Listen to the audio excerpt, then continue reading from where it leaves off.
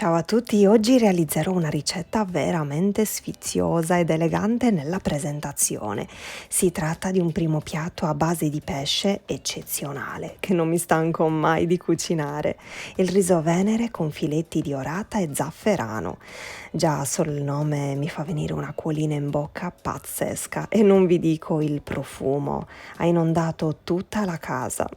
Come prima cosa prepareremo un bel brodo vegetale e quindi andremo a tagliare la carota, poi aggiungeremo anche il pomodoro, io ho tagliato le estremità e lo mettiamo intero, poi la cipolla e questa la tagliamo a metà e poi le costine di sedano e anche queste per starci meglio nella pentola le tagliamo a pezzetti così.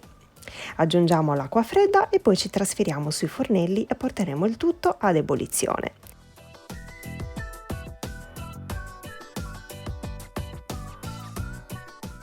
Nel frattempo andremo a preparare il nostro pesce, ossia una bella orata da 500 grammi o comunque anche più grande.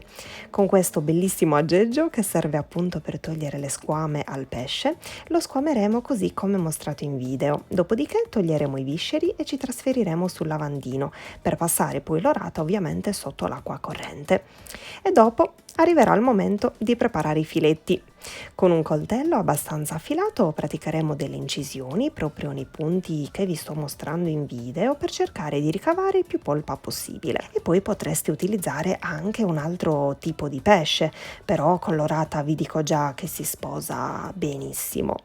Ora priviamo i nostri filetti delle classiche lische centrali, ci armiamo di pinzette e con un lavoro molto certosino le andremo a togliere proprio con la sensibilità prima del tatto, ossia con il dito per vedere dove si trovano e successivamente le rimuoveremo con le pinzette.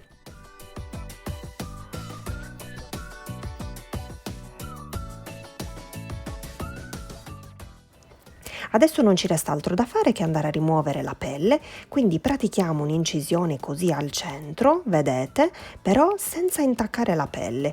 Poi dal centro ci sposteremo verso un lato con molta delicatezza e col coltello andremo a rasenti al 100% alla pelle in modo tale da non lasciare neanche un po' di polpa attaccata ovviamente alla pelle. Questo è un lavoro molto delicato e poi anche se dovesse rimanere poco pelle attaccata perché magari è talmente sottile che non riusciamo a staccarla, non importa, non vi preoccupate, tanto comunque è pelle senza squame, ecco. Condiamo i nostri filetti con un filino d'olio extravergine d'oliva e mescoliamo bene il tutto. Adesso non ci resterà altro da fare che filtrare il nostro brodo vegetale e in quell'acqua cuocere 350 grammi di riso venere, esattamente questa qualità di riso nero che secondo me è fantastica e ha un profumo buonissimo anche da crudo.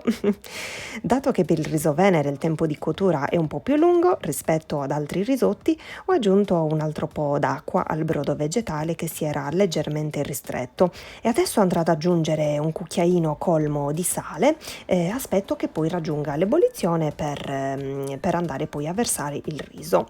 Quando il nostro riso è quasi pronto, in un altro pentolino andremo ad aggiungere 250 grammi di panna e le 2 bustine di zafferano. Accendiamo il fuoco, mescoliamo bene e portiamo il tutto a riduzione, quindi dovremo far restringere bene la panna, ovviamente sempre mescolando a fiamma bassa.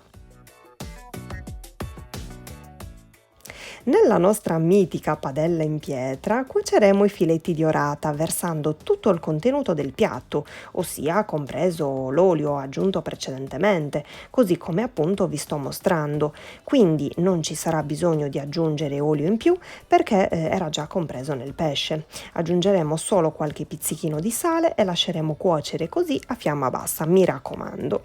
Una volta che il riso sarà pronto, lo faremo mantecare assieme al pesce per qualche minuto e aggiungeremo anche un po' della salsina preparata precedentemente, quella ovviamente con la panna e lo zafferano, ma non tutta, perché un po' ci servirà come decorazione finale. Mescoliamo bene e guardate che colore strepitoso e che bel contrasto di colori. Ed ecco qui il nostro super risotto venere con filetti di orata e zafferano. Si mangia con gli occhi, è meraviglioso, ha un profumo e un sapore eccezionale. Perché io ne ho già assaggiato un po', non ho resistito. Oltretutto il riso nero venere è considerato un'importante fonte di fibre ed essendoci anche il pesce, quindi fa molto bene alla salute.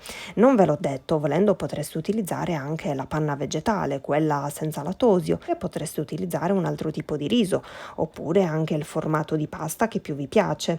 Ne vale davvero la pena, quindi ragazzi io vi consiglio tantissimo di provare questa ricettina. Spero tanto che vi sia piaciuta, fatemelo sapere come sempre nei commenti.